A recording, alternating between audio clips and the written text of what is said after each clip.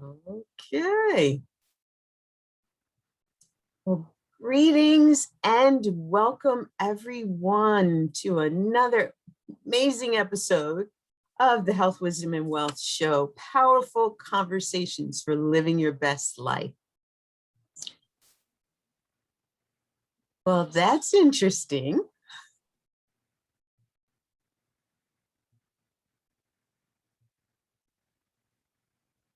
Hear that? No, I don't. I don't hear anything. Okay, because the Facebook Live is actually streaming or recording in here. Okay.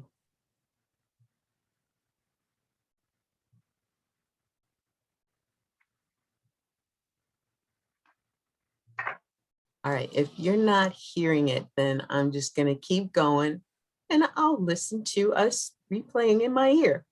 Oh, no. That's okay. That's okay. I will figure out how to stop it at some point. You have Facebook open? I did not think so. You know what? I do. That may be what it is. Yeah. There you go. Okay. Sorry, Right. I'm a former Yes. computer person.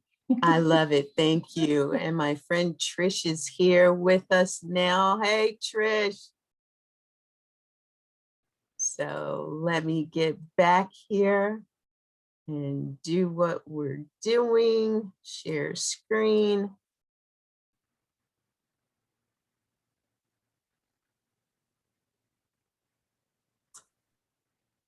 Okay. Welcome everyone to another Health, Wisdom, and Wealth show. I'm VLYNN Hawkins, your host, and we're in powerful conversations for living your best life. Today, my amazing guest is Judy Hahn, and we're going to be talking about diet and lifestyle, the path to your best life. And if you ever wanted to know what it felt like to have your own comeback story, you might just be creating it right now, and you will definitely be hearing one. You know, I always find it amazing when there are those of us who have these amazing stories that we can bring to people. And today, I think we're going to have one of those with our guest, Judy Hahn. Judy is the CEO of Hahn Holistic Health, and she's a national board certified health and wellness coach.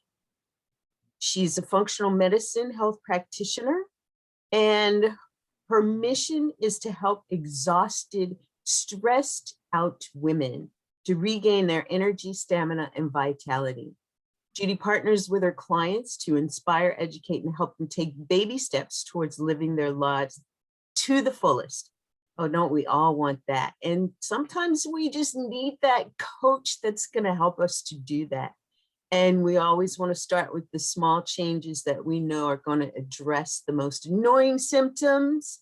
And really for her, focusing on finding the root cause of any disease is the beginning of the path to health and wellness. And doing it naturally is the process that she undertakes so that women can live vibrant, healthy lives once and for all. She's a speaker and an educator who's going to be sharing her passion, her wisdom, and her expertise with us today. Welcome, Judy. Oh, thank you, VLYNN. I'm so pleased to be here with you. Nothing gives me more pleasure than to speak about this topic, because I think that people are uneducated about it. And as simple as it sounds, if we can help them have a couple of great pearls to move forward, so much the better. I totally agree, which is why I'm so excited to be in this conversation with you, because I always like to find out where my guests started on this journey, how they got on this journey. So tell us a little bit about your story. Where did things start for you? Did you always know this was something you wanted to do? Did you stumble across it? Did you have something happen in your life? Tell us a little bit about. Actually, I'm one of the few people in my field that I'm personally familiar with that did not have like a hypothyroid problem or a cholesterol problem or a cancer problem or something, and they started to dig at it and figure it out, and then it was so interesting they had to help everybody. Well, mine was a little bit different because, well, the first thing that happened was I was struggling as a IT person. I knew that wasn't my passion. That wasn't what I was going to do. Troubleshooting computers was not it. And one day I was at a meeting and I asked a friend of mine if she'd do some energy work for me and help me find my purpose. And we put a date on the calendar. It was all exciting. I was great and happy about it. And the meeting started and I went to the table I had put my things down on. And as I sat down at this table, just a divine download. Out loud, I said, I'm going to be a health coach. That was it. And I had not really had any real science background before that. Very eclectic kind of background. But what I noticed was it seemed like everywhere I went, women, whether I was at the gym or at the store or in line at the local cafe, I was hearing these women complain about, oh, they had brain fog, they had weight problems, they were addicted to sugar, they weren't sleeping. I mean, a litany of things. And, you know, the thing that really triggered me was when I started hearing women talk about having gone to the doctor, having had blood work done, and the doctor saying, oh, well, your blood work's in the reference range, you're fine.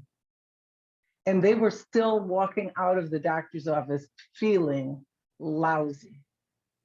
And worse yet, sometimes I know one woman whose doctor said, well, I know you're having trouble sleeping and you're not really happy. I'll be glad to write a prescription for an antidepressant for you.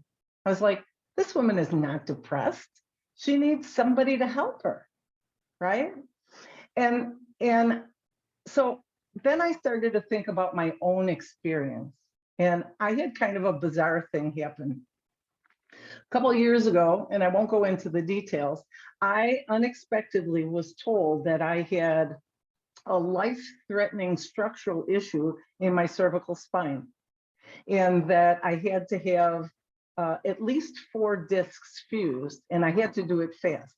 This guy said to me, you have 2 to 6 months to do it in, because if you have a car accident or if you have a really bad fall, you'll probably die, because those cervical spine, the cervical is what controls most of that, like your lungs and your bowels and bladder and stuff like that. And I walked out of there in awe. First of all, I had no pain. It was an MRI. He told me what he told me. I looked at it and I went, thanks, bye. And I walked out. And it took me a couple of days to share it with anybody. But, you know, thanks to my being my own advocate, I went home and I started to research. What does it mean to have fusion? What are the complications? Is it successful? You know, all the things that I needed to know to be able to make a decision. And everything I found was bad. It was really, really bad. And I was beside myself. And the universe intervened and brought some information to me about a procedure called artificial disc replacement. And thanks to my own research, I was able to find someone. Okay, understand, let me back up 1 second. If it was 4 or 5 of my cervical discs, and there's only 1 through 7, okay? That, and then what's called adjacent disc disease, you end up having more discs because they're working hard, then you have more fusions. I could have been like talking like this and driving like that. And I was 66. And I said, ain't no way in hell. Mm-hmm. And when I found out about artificial disc replacement, I talked to John Hopkins, Cedar Sinai. I mean, I talked to everybody, and nobody would touch me. And well, they would, but the FDA approved 2 discs to be replaced. And then if you needed more, you had to wait till you healed and went back. And I said to my husband, oh no, baby, you get me once and that's it. And so when I realized, and I did, just so the story has a happy ending, I ended up going to Germany, in fact, because that's where the gentleman I found, who was like the father of this procedure, he very intimately looked at what was there and the movement and everything. He said, you're a candidate. And thanks to that, I have more movement today than I even had all my life, turning to the one side. So, you know, that experience really, I think we have to understand that doctors know what doctors know, how they were trained, right? Mm-hmm. And that is a model that is, look for a problem in the blood work or x-rays or whatever it is, look for the disease or the condition, and then here's the pharmaceutical that will mask whatever's going on. Mm-hmm. And I realized that my life, if I had not taken it in my own hands to do the research, I would be a very different person sitting here today. And so I took it upon myself to say, somebody needs to educate, inspire, and empower women to advocate for themselves and to understand that in no way, shape, or form should you go to a doctor and have a doctor say, oh, you're fine, when you walk in and you say, you know what, I feel like crap. Mm-hmm. And so that really started me on my route. I signed up for a year-long program to be a health coach. I then decided to be nationally board certified. There's only about 3,000 of us. And then I said, this isn't enough. And I started, even with my little science background, I started in a school that actually is approved for continuing medical education. And I am I call myself now the puzzle piecing symptom detective. Okay. Because it's about, okay, it's not all in your head. Let's take a look at it, and don't let anybody tell you what to do. This is Right. your body and your life.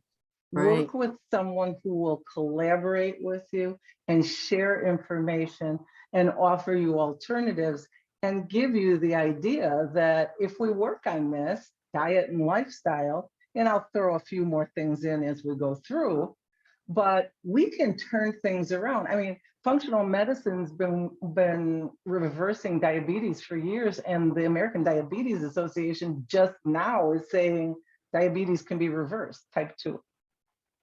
So, okay, you get me all No, worked up. I'm so with you there. Oh my goodness. And what a story to think that, you know, you just decided to do this, and then you encounter this issue with your own health and the lengths that you went to. I mean, most people, and I have to admit, most people will not do that for themselves. Most people, and that I think is what has really caused us to be in the situation that we're in right now, with half of the US population sick from some yeah. chronic foodborne illness, or, you know, something that is reversible and curable. And, you know, if it started somewhere with something, there's also a way that it can be touched to be reversed, disintegrated, you know, and just eliminated out of us because I'm yeah. sorry. I was going to say not everything can be cured, but we surely can improve quality of life for people. I mean, there are women out there who, you know, they're so exhausted they can't even pick up their own kids, right? That go to work and like their brain is like half there, right? Because they're in a fog. So there are a lot of things, you know, I tease because in school, no one ever taught me how to balance a checkbook. And I'm still like zip in that. But at the same time, nobody taught us not just what to eat, but how to eat properly. There are such basic low-hanging fruit type things that if people would be willing, and this is the trick, you have to have a commitment to making change, right? If you're willing to do that, then, you know, the answer is there. I agree. I agree. And that's a huge thing for some people is committing to yourself, you know, especially women. You know, we traditionally are the ones that were the last one to be taken care of. You know, if we've got a family and a spouse or a partner, you know, it's take care of everybody else. And then when that's all done, then I'll take care of me. And, you know, we're starting to shift that. I think that we have started shifting it for a couple of decades now, Yeah. but it's still not to the point where we will advocate for ourselves in certain matters. Right. You know, we'll fight, of course, very hard for our children. We'll give our best friends some of the best advice. Yep. But when it comes to what I do for me, I'm just unwilling. And not that I don't actually believe I don't deserve it, but it actually is an underlying belief. And Right. so, you know, when we're looking at women's issues, what kind of underlying belief systems do you encounter as you're working with them to help them to see that there's a path out of the illness or disease, or at least, like you said, a better quality of life? Well, I think one of the things is that, and I'm not sure it's just women, but the belief that if I make these changes, I'm going to be deprived. And not only am I going to be deprived, but I'm going to be different than everybody else. See, and I think my advantage is I've always been the rebel, right? So I like everybody's having a drink and I don't feel like having one. I have a glass of water. And if, you know, if anybody has a problem with it, first of all, if people would realize how little attention other people pay to them, they would realize that they need to put all the attention on themselves, right? That's probably one of the biggest beliefs. Another one that's huge is that, well, you know, my mom has diabetes, my dad has diabetes, my grandma has diabetes. Oh, you know, everybody, I'm just waiting, you know I'm going to get diabetes. And what, again, there's so much that's happened in the world of health and wellness that people don't even realize that if we look at diet and lifestyle, you know, let's not leave out stress management in this, because 75%, I think, of chronic degenerative diseases are resultant of stress because it causes inflammation and blah, blah, blah, blah. But I think if they realize that genes can be turned on and off, I mean, I can show them studies with twins next to each other, one who has lived a clean, fairly healthy lifestyle and the other one that hasn't. And if you look at the two of them, I mean, they look so many years apart in age, right? So again, for me, it's about somebody who's willing to make a commitment and somebody who's willing to like listen that there are other ways.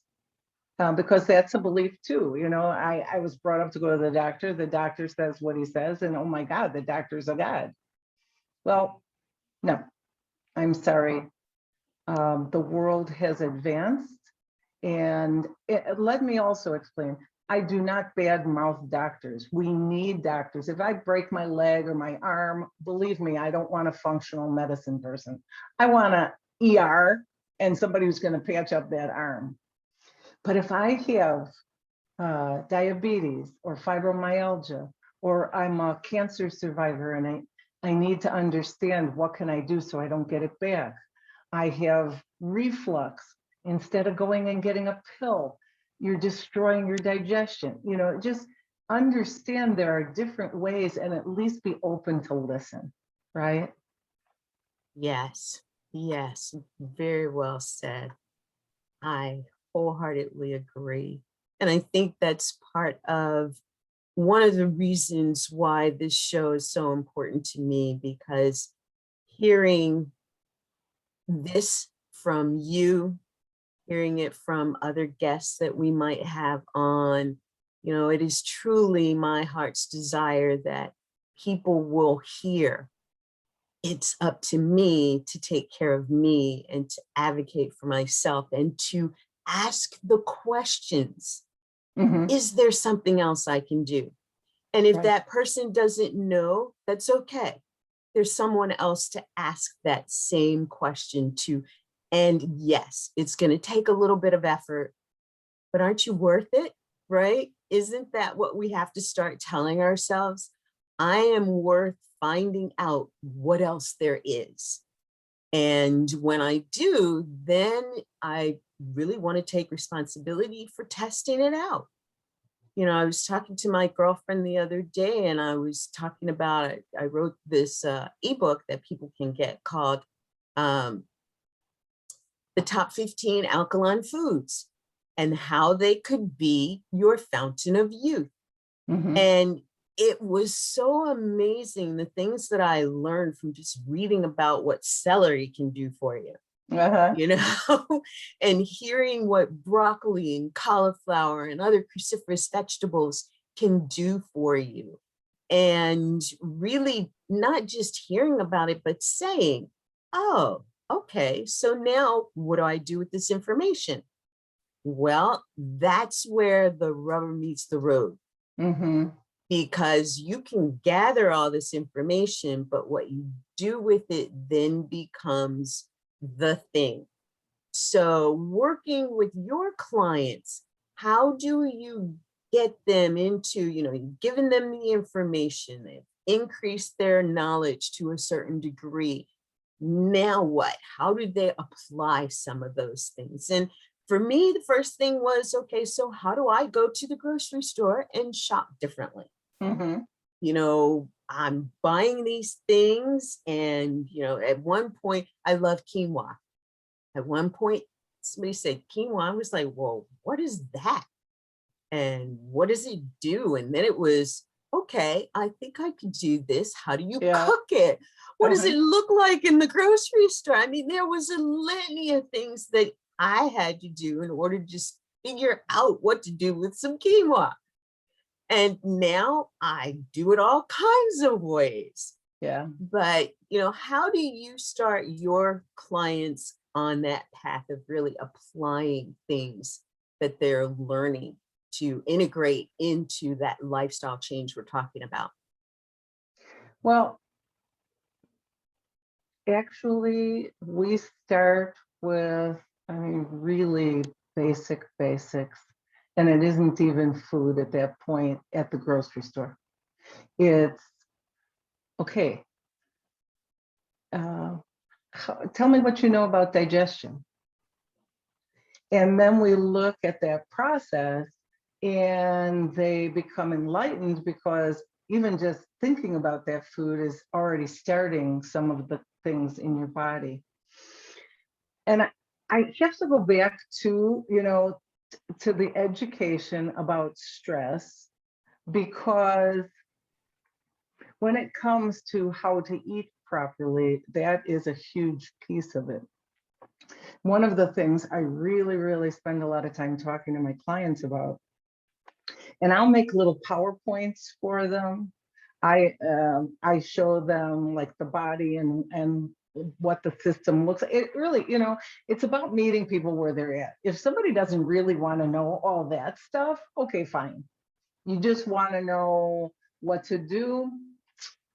Most of my clients really want education, because I don't want my clients to be with me for the rest of my life. I do want them to think about maybe maintenance kind of things, but I want to give them all the tools that they can have, and all the, the lists and all the different information, so that they can take it and live with it themselves as a new lifestyle. And so we start with that, and then we talk about whole foods. I mean, bottom line is, you talked about the grocery store. The idea is, when you go to the grocery store, you do the perimeter. You just don't do the center at all. Those are processed foods. And I think that, we talked about fatigue. There's also the weight issue. But I think the biggest issue that we have is that we do not realize, until we learn how to read labels, where sugar is hidden. Oh, yes. And sugar, I mean, refined sugar and carbohydrates, and I'm not asking anybody to be carb-free, because vegetables have a lot of carbs in them, okay? But refined sugar, refined foods, refined sugar and carbohydrates in like different kinds of pastries and breads and things like that.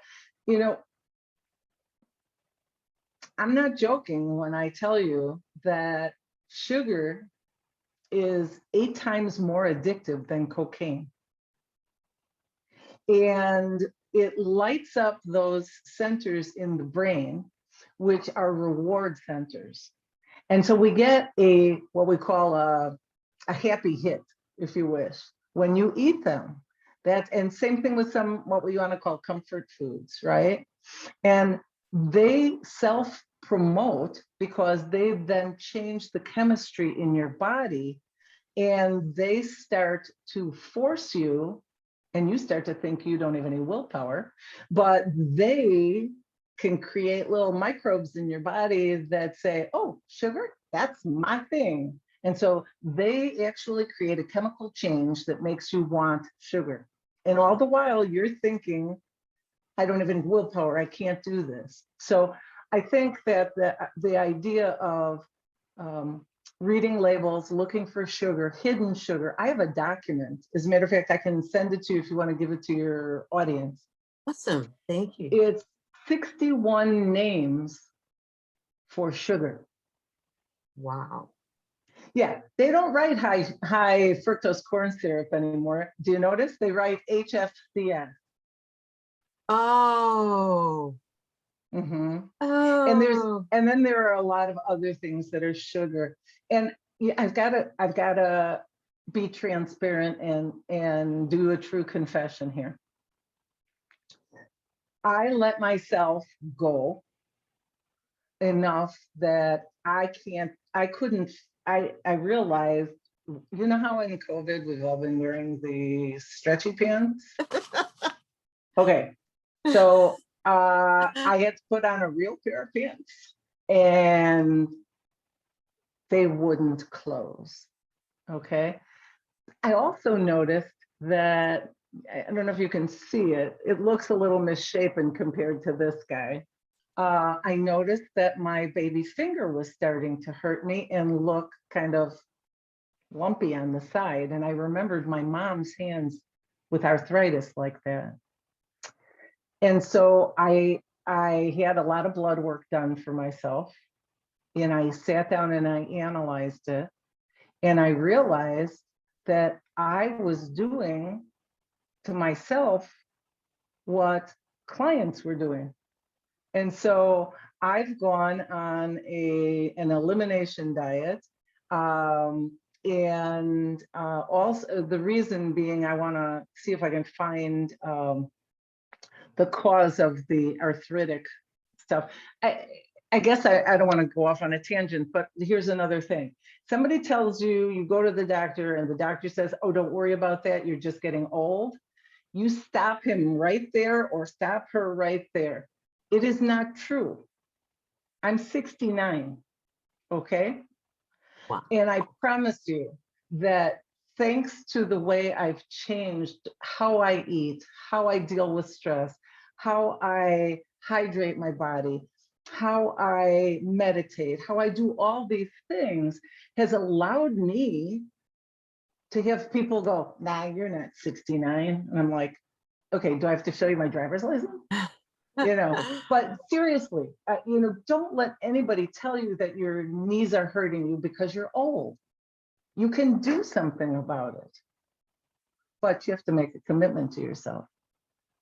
Thank you. Thank you for that. Yes, I wholeheartedly agree. Thanks. And no way, 69. Oh my gosh. Well, I feel in such wonderful company. I will be 67 next month. Oh, And happy birthday. thank you.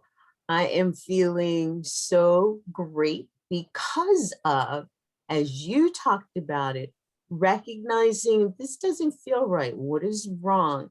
And knowing a little more about food and the whole foods, the plant foods, the root foods that are good for us, the spices and herbs that actually have loads of nutrient value, and really learning how to eat them. Because like I said, for me, it was, well, I know this is what it is, but where do I get it? How do I eat it? How do I fix it? Where does it come in? And that is what I think is difficult for a lot of people too. Yeah. You know, there's so much that you can see. I mean, even, you know, there's really only, and I'll stick with this, 8 cruciferous vegetables that are truly what are categorized as cruciferous vegetables. And I probably eat only 4 of them because I'm looking at the other 4 and I'm like, well, what are they? Still, how do you cook them? You know, I've got a crock pot. I don't have an Instapot, but do you cook it the same way? And I think that that stops a lot of people from even starting the journey, because what's familiar is familiar, and go back to it. It's easy. So yeah. Let me share. This is from my practice. Know that one of the things that will help you maintain better health is variety. And that's a big issue that people have. I've been guilty of it too. You know, it's easy to make. I know how to do it. So I have the same thing for breakfast every day. I have the same thing for lunch every day. And maybe have, you know, I hear this all the time. And what I've learned is we have something different all the time, because your immune system happens to be right on the other side of your gut. And 2% of everything you eat, no matter pretty much what your health issue is, a minimum of 2% gets through to that immune system. And as it does, these are little guys that go, you can imagine Joe going to, you know, an immune cell going, hey, George, what was that? Kind of looked chemical to me. I don't know. Well, you know, we better put up the red flag and send out. So if your body does that enough, you create immunity problems. And that's, I mean, I'm not saying that's where all autoimmune diseases come from, but very often we find that the immune system gets alarmed because it's getting foods that it can't recognize as foods. So that's your fast food, that's your, you know, I don't know, yeah, fast foods, processed foods, ready-made foods at the store. they're ready-made because they don't have great ingredients. They probably are chock full of salt and sugar and things that are not going to help you in the long run. So really what I try to do with my clients is, I'll give them a list of vegetables. You know, I have this big long list of vegetables and we look at, well, what do you eat? And then we'll say, well, maybe what if we try something new? And I see my clients every other week. So, you know, it's like, well, how about trying this? And if I can, I'll give them a recipe. But I also want them to become independent. So I will give them websites to go to. Because that's the other thing. The internet is so full of, I don't even know what to call it, you know, health things, and I wouldn't know where to begin to discern what to believe and what not to believe. So I want to be that go-to source, but I'm also going to create independence in you, right? Mm-hmm. Oh, that's great. That's great. And I think that's what helps us to integrate the learning, is when we have the guidance that leads us to valuable information, valid information. The sources are great sources, then we can take it in and integrate it. And, you know, I talk a lot about things that impact health, like stress and, you know, worry and, you know, the job and the kids and the, you know, keeping the home and all of these things that create additional stress. And how do you see that making a shift in what we eat actually reduces stress? Do you Well, that's see an it? easy one. Well, yeah, because, you know, I guess because we don't see what's going on in our body, we have a tendency to ignore that things are going on, right? You get up in the morning, you put on your pants, you go to work, you have your day, you eat whatever you're going to eat. I'm not going there. And then you notice as the day goes by that your pants are tight. Now, I have to tell you, that is not normal. That is bloating. That means that something you've eaten has had a reaction in your body that's forcing your belly out. Okay. So I think we need to understand that sugar in particular, the sugar, I'm going to go back to the sugar again. Sugar and carbs, anything that turns into sugar, alcohol. Okay. All of these things are stressing your body.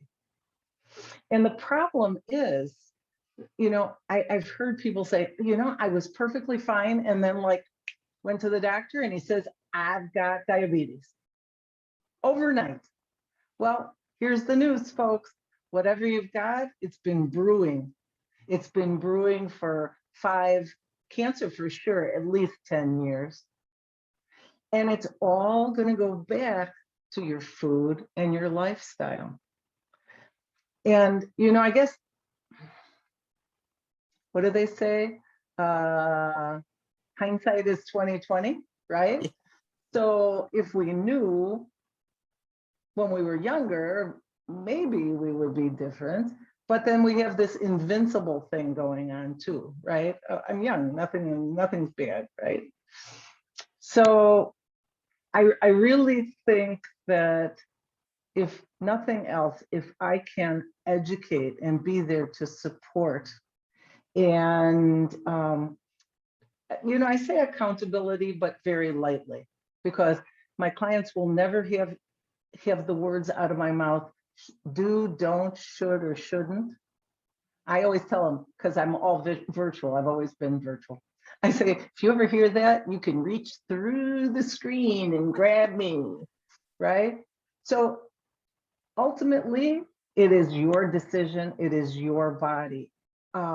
If you work with a health coach, which, you know, even if you just work with a regular health coach, and I'm not talking about somebody who sells products because they have an agenda. And I say that loosely because not all people do. But to work with somebody who truly has training, to give you the guidance, to answer the questions, and help you understand that, you know, if you want to have you want to be there for your grandkids, you want to be there for your retirement, you want to be, I mean, the quality of life that you will have if you are willing to open up your mind and have a bigger vision than, oh my God, the flavor today at the custard stand is tiramisu, and oh my God, that's my favorite, right? And now I go by going like this.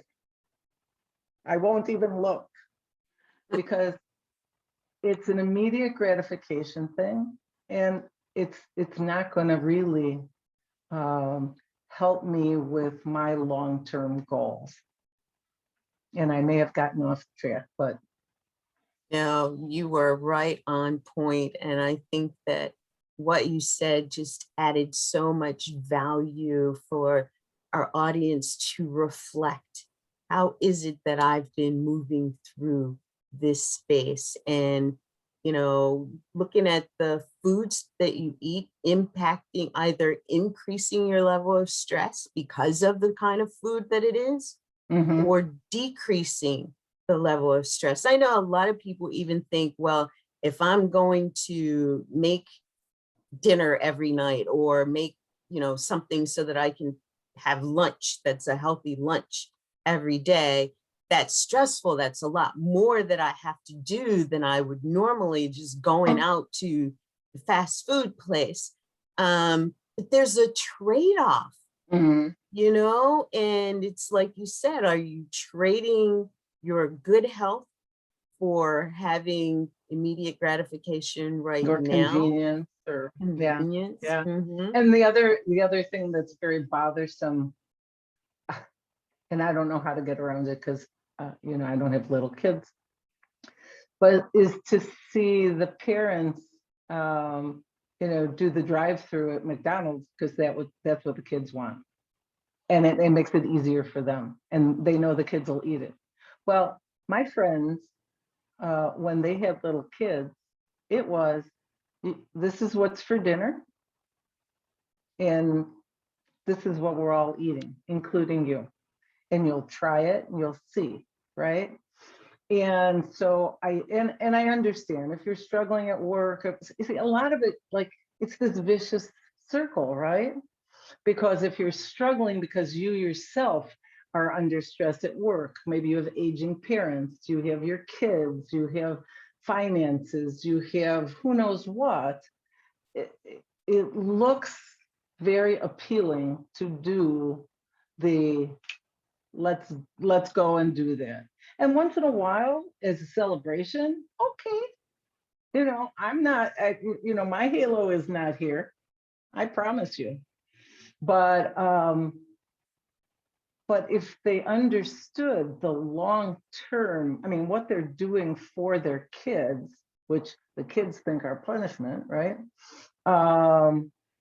In the long run, they remember that we learn our habits from those we live with. Okay. So, and I'm not just talking food, I'm talking mindset. All right. Because we've talked about diet and lifestyle a little bit, but mindset, I have news. Mindset is a huge piece in being healthy.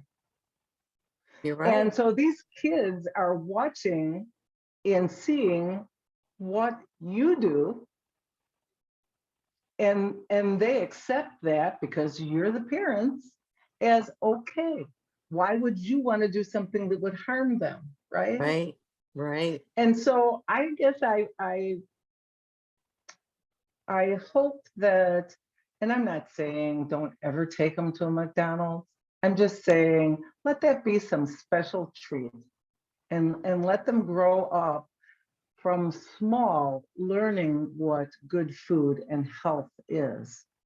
And then if they decide to stray from that, then it's their choice. But you've done the best you could do. Right, right. And, you know, you said something so profound, and, you know, we love our kids. We want to do well by our kids. But I was reading a study a few months back that actually said that they have, I mean, statistically, it looks like we are raising the first generation of children who will Yep, not outlive their parents. exactly. And that is And a statistic that's been around a while. I think year 2000 was that breaking point wow. yeah. And I know that, and it was probably in, let's say, maybe 2003, one of my coworkers' grandchildren, 14-year-old girl, was diagnosed with leukemia. Mm, And all I could think of was, oh my God, what could have caused that in a child? And it really started me thinking, my kids were maybe a little younger than that at the time. Actually, no, they were grown. But I think I was relating to, it was just a few years before my kids were that age. So just before they became yeah. teens, Uh-huh. that I started thinking really about what it was that I was feeding them, and Mhm. wanting to make sure that they knew the foods that were best for them. But then also helping them to not be afraid of getting in the kitchen, you know, because a lot of times fast food, you don't know how to maneuver in the kitchen. You don't know how to peel a potato to make, you know, mashed potatoes or sweet potato French fries, or, you know, and bake them to get them in their healthiest form for you. And they're so good. Kids Mhm. today, it's like, nope, I want French fries that are, you know, chock full of salt and all this stuff. And I think that parents actually have to see that their responsibility as parents are not just to bring them up with the knowledge and skills of, you know, doing life, but part of doing life too is about what we feed ourselves. And I say that, and I really want to bring things together. And if you have a client who, say, is a mom, and she's looking at, you know, well, how do I make this shift for myself and then bring the kids into it too? What would you say might be a favorite meal that they Oh God. might have for, say, lunch or Most of dinner? my clients, just so you're aware, most of my clients are probably 40. Okay, so their You kids know, are older somewhere, yeah, or their kids are grown. older. Yeah, I'm not sure, but I would see it just, you know, I think that that goes back to the whole raising kids, and that is not my forte, but isn't it about having them there communicating and sharing? Wouldn't it be cool? I mean, if I had a client like that, I would say, okay, so what if, at least on the weekend when you have more time, you find a recipe, you know, some kind of I found a pumpkin something on this elimination diet that I'm doing. Excuse me. It was a healthy, really healthy pancakes. What if you bring the kids in the kitchen and now we have family time? Maybe dad gets involved too, right? And it really becomes a joyful event where you can spend time all together and make something healthy, educate them at the same time, and then sit down and talk about, so what did you enjoy about that? What did you really, what would you, should we do this more? You know, and try to incorporate it into the daily activity, right? Mm-hmm. So, and that's just me using my imagination. So I think that's a great imaginary route to take. Um, so as we're wrapping up here, Judy, and we're bringing our conversation to a close, what wisdom might you share with our audience that you feel is something that's going to have a positive impact on them as they leave us today? gosh, well, I like a dozen things come to my mind. One of them being that, you know, as trite as it sounds, though, when you get on the airline and they tell you to put on your oxygen mask before you help anybody else, let that become your mantra. It's not about the oxygen mask. It's about giving yourself permission to take care of you so that you remain as healthy as possible to then help everyone else. It is not narcissistic. It is not selfish. It is really a gift to everyone else, because if you get sick and they're used to you being that everybody person, what are they going to do, right? Another thing that comes to mind is the idea of advocating for yourself. If you go to the doctor and the doctor says you're fine and you really do not feel like you're fine, find someone to talk to. You know, people like me, we do, I call it Focus on Fabulous You session.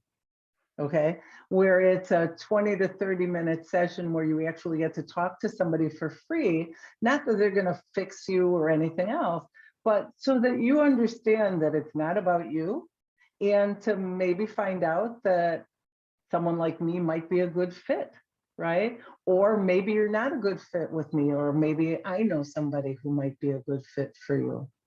So don't ignore the fact that your pants are loose in the morning and tight at night. I have a formula. Actually, I think it's on my website. Awareness plus action plus accountability equals the transformation that you desire. Start to be aware. The first step to being able to change anything is to be aware. Okay. And once you start to be aware, you're going to start to be aware of more things. And then you're going to start asking more questions. And I think it'll all be better and better and better. Well, I agree. Thank you so much. That was so good. And you're right. Awareness is the first step. And once you open that door, or the door is open for you, there is so much more that's able to come in. Thank you, Judy. That was amazing. I knew it was going to be. I'm sure that our audience is going to really enjoy this. And as we wrap up, to those out there in health, wisdom, and wealth world, post your comments below this video. Let us know you were here. Let us know what your biggest takeaway was. Below this video, you'll find a link where you can reach out to Judy, connect with her, and find out more about the work that she's doing. And let us know if you'd like to hear more about any of the subject matter that we covered today. My job is to bring you what I know and you've asked for that will help you on this journey.